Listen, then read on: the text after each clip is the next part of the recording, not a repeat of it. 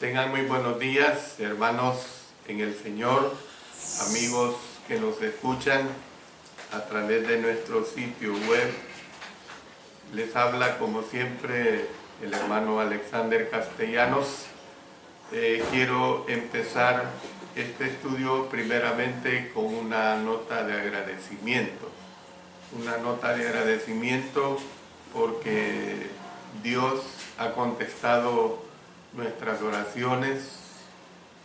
Sarita, nuestra hija, su esposo Mario Rosas y su hijita Alejandra, el día de ayer llegaron seguros después de haber vivido esos terremotos tanto en Chiapas como en las ciudades de Puebla, Morelos y incluso el Distrito Federal y ciudades aledañas. Y también quiero dar una nota de solidaridad para el pueblo de México, para la hermandad en general, de que Dios les fortalezca, les consuele mucho. Queremos decirles que hemos estado orando por ustedes y lo seguiremos haciendo.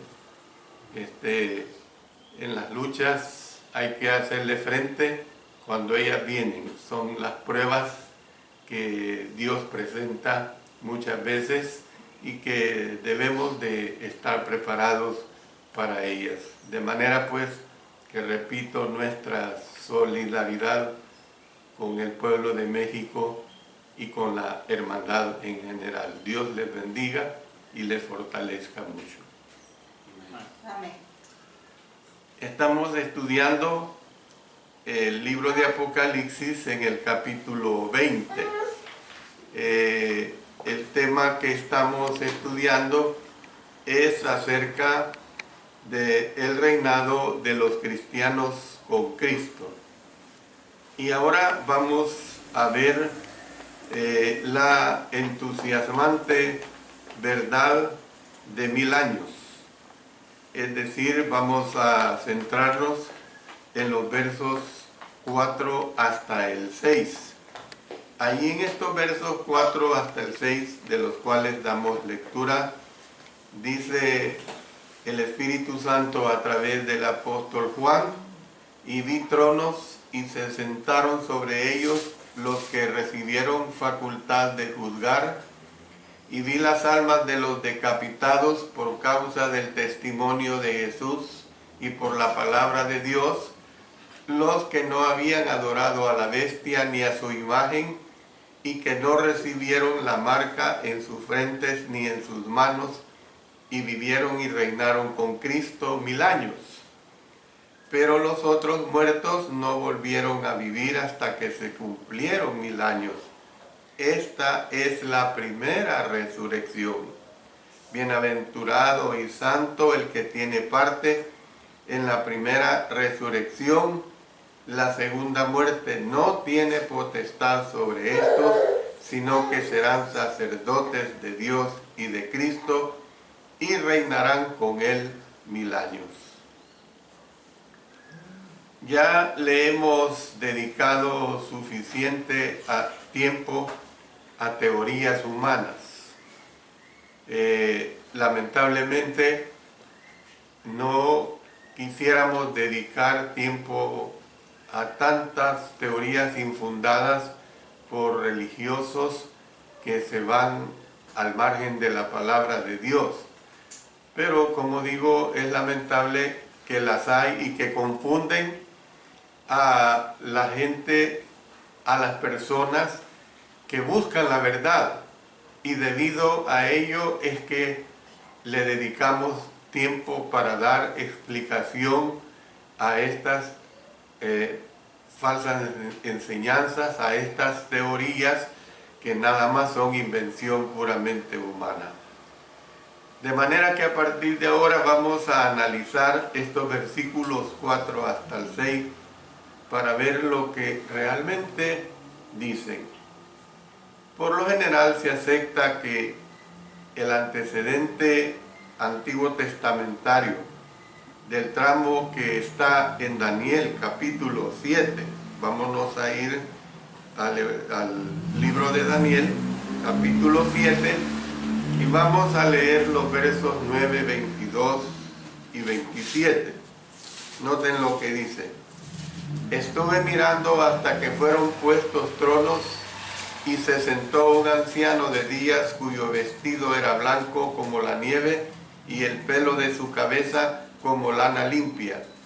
Su trono llama de fuego y las ruedas del mismo fuego ardiente. Luego en el verso 22, hasta que vino el anciano de días y se dio el juicio a los santos del Altísimo, y llegó el tiempo y los santos recibieron el reino. Y que el reino y el dominio y la majestad de los reinos debajo de todo el cielo sea dado al pueblo de los santos del Altísimo, cuyo reino es reino eterno, y todos los dominios le servirán y obedecerán. Entonces,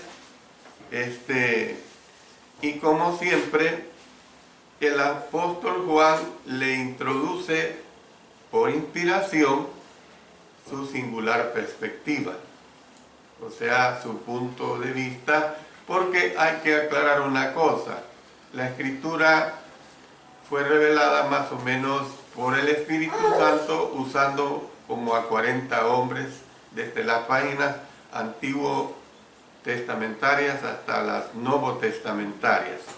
Pero aclaro que el estilo de cada uno de ellos se deja ver en los escritos. O sea, se ve su preparación que secularmente tenía. Por ejemplo, usted compara los escritos del apóstol Pablo con los del apóstol Pedro, tienen un estilo. Usted compara los escritos de Lucas, que escribió su evangelio, y también el libro de los Hechos, tienen su propio estilo. Entonces, hay que tomar en cuenta, pues, de que el estilo de cada uno de los escritores no se hizo a un lado. Entonces daremos comienzo a este análisis a la mitad de este versículo 4. Dijo Juan en este punto: y vi las almas de los decapitados por causa del testimonio de Jesús y por la palabra de Dios. Cuando está hablando aquí diciendo por la palabra de Dios, estas son las mismas razones que se dan para el exilio que tuvo el apóstol Juan, y que lo hablamos desde el primer capítulo de este libro de Apocalipsis en el versículo 9. Y también son las mismas palabras para el martirio de las almas que estaban en el altar. Por ejemplo, comprobando esto, vámonos a Apocalipsis en el capítulo 6. Ahí se está hablando precisamente de esta situación en el versículo 9. Apocalipsis capítulo 6, versículo 9, nos presenta esta declaración que realmente tiene mucho que ver con lo que ahorita nosotros estamos presentando. ¿Por qué digo esto? Porque la afinidad es grande. Dice, cuando abrió el quinto sello, vi bajo el altar las almas de los que habían sido muertos por causa de la palabra de Dios y por el testimonio que tenían. Entonces, nosotros podemos notar claramente que estos son los que no habían adorado a la bestia ni a su imagen, y que no recibieron la marca en sus frentes ni en sus manos. Esto ya ha habido en lecciones pasadas, una explicación amplia al respecto. Pero nuevamente les quiero decir, si usted quiere repasar y ver estas lecciones, están grabadas en nuestro sitio web. Llevamos alrededor, creo que de 219 a 220 lecciones grabadas. Entonces, ¿qué es lo que vemos aquí? Que el objetivo de la segunda bestia, o sea, el falso profeta, como lo hemos dejado bien claro, era persuadir a los hombres a rendir culto a la primera bestia y a su imagen y a recibir su marca en la mano o en la frente. Esto lo vimos en Apocalipsis capítulo 13. Ahí en Apocalipsis 13, desde el verso 16 hasta el 18. Miren lo que dice. Y hacía que a todos, pequeños y grandes, ricos y pobres, libres y esclavos, se les pusiese una marca en la mano derecha o en la frente, y que ninguno pudiese comprar ni vender, sino el que tuviese la marca o el nombre de la bestia o el número de su nombre. Aquí hay sabiduría. El que tiene entendimiento cuente el número de la bestia, pues es número de hombre, y su número es 666. Entonces, nosotros podemos ver claramente pues esta situación bien manifiesta. Como ya se señaló, no fueron cuerpos los que el apóstol Juan vio. Esto que quede bien claro. No son cuerpos los que el apóstol Juan vio, sino espíritus incorpóreos.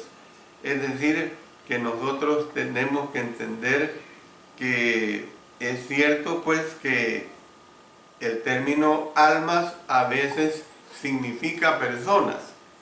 Hay que entender esta situación como por ejemplo en Génesis capítulo 46, el versículo 27. Vámonos a Génesis capítulo 46, versículo 27. Y los hijos de José que le nacieron en Egipto, 2 personas, todas las personas de la casa de Jacob que entraron en Egipto fueron 70. Sin embargo, en el caso de Génesis, sí se puede reemplazar el término almas por el de personas, algo que no se puede hacer en Apocalipsis capítulo 20. Esto debe de quedar bien claro. No se puede hacer este reemplazo en Apocalipsis capítulo 20. Esta parte nos recuerda el capítulo 6, donde dice claramente que el apóstol vio bajo el altar las almas de los que habían sido muertos. Mire, vio las almas de los que habían sido muertos. Apocalipsis 6, 9. De modo que, como sucedió pues con los del capítulo 6, estos salvos fueron martirizados por su fe. ¿Ves? Hay que entender esto. No fueron martirizados porque eran malos, no fueron martirizados porque habían cometido un crimen, un robo, porque habían sido mentirosos, porque habían sido calumniadores, porque habían levantado falso testimonio. Nada de eso. Fueron martirizados por su fe. Es probable que a los dos grupos, el del capítulo 6 y el del capítulo 20, se les debe considerar como un mismo grupo, y que el capítulo 20 es parte de la respuesta a la pregunta ¿hasta cuándo, Señor? ¿Hasta cuándo, Señor? Bastante énfasis ha dado sobre esta situación, hermanos. Bastante énfasis, y ya a esta altura que estamos estudiando este capítulo 20, ustedes tienen ya bastante aclaración al respecto. se dice de ellos, o sea, los martirizados, que fueron decapitados. Es algo terrible, hermanos, decapitados. Y es probable que sea así, porque la decapitación con hacha o con espada era el método romano preferido de ejecución cuando Apocalipsis fue escrito, hermano. Era el método que a ellos les encantaba usar, decapitar con hacha o con espada. Entonces, por supuesto que en la anterior expresión se incluye a los que por no haberle dado culto a César, también lo hemos aclarado acerca de este culto, fueron crucificados, fueron despedazados por animales salvajes en las arenas o masacrados de alguna manera, de cualquier otra manera, pues. Esta situación es necesario que a nosotros nos quede totalmente clara para entender bien lo que ahora estamos estudiando. Hay cierto debate acerca de si es a uno o dos grupos que el capítulo 20, verso 4 se refiere. De un lado están los que piensan que Juan vio un único grupo, los mártires, y que la frase que dice los que no habían adorado a la bestia simplemente describe a estos. Luego están los que sostienen que la redacción del texto original, o sea, en el texto original, la segunda parte del versículo comienza con la expresión y tales o los que. Los estudiosos de las Escrituras señalan otros mártires del texto griego que para ellos son prueba de que eran dos grupos a los que tenían presentes. Pero tenemos que entender pues que luego están precisamente los que sostienen, como estoy diciendo, la redacción del texto original que indica dos grupos. En realidad no tiene importancia esto. Sin embargo, me inclino porque fueron dos grupos de almas incorpóreas los que Juan vio, el de los mártires y el del resto de los que no sucumbieron a las presiones del gobierno romano. ¿Ves? Están los mártires que desgraciadamente fueron sacrificados, pero también están los que no sucumbieron a las presiones romanas. Es decir, tenemos que tener una comprensión de esta situación.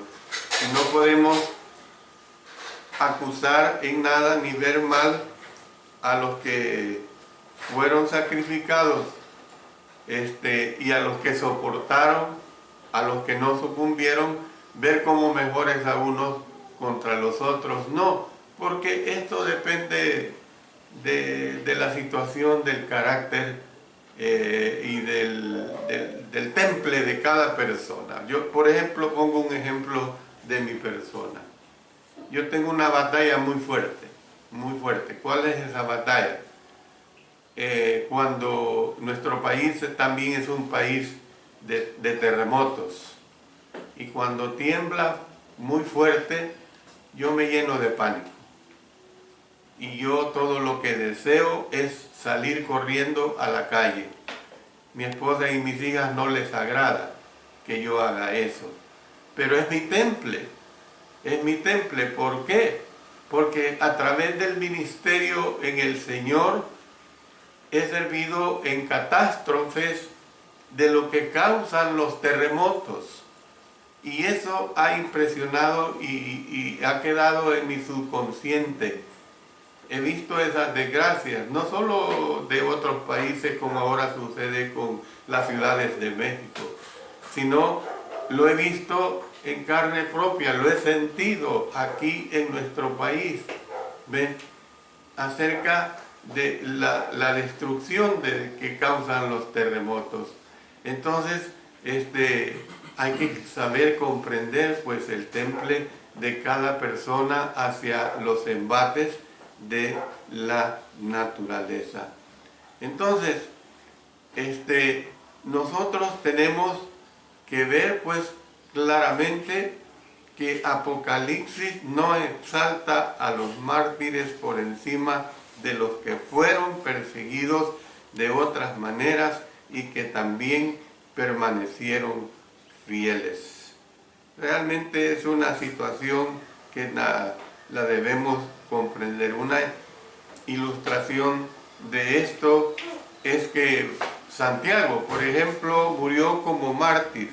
Ahí lo tenemos, si nos vamos al libro de los Hechos, en el capítulo 12, específicamente viendo los versículos 1 y 2. Dice, en aquel mismo tiempo el rey Herodes echó mano a algunos de la iglesia para maltratarles y mató a espada a Jacobo, hermano de Juan. Mientras que su hermano Juan, ya lo sabemos, el apóstol Juan, que escribe el libro de Apocalipsis, solamente fue enviado al exilio a la isla de Patmos. Solamente fue exiliado. Ayer el hermano Mario y yo estuvimos con un amigo peruano que vino aquí a El Salvador hace como unos 35 o 40 años. Y él entró a esta nación como exiliado.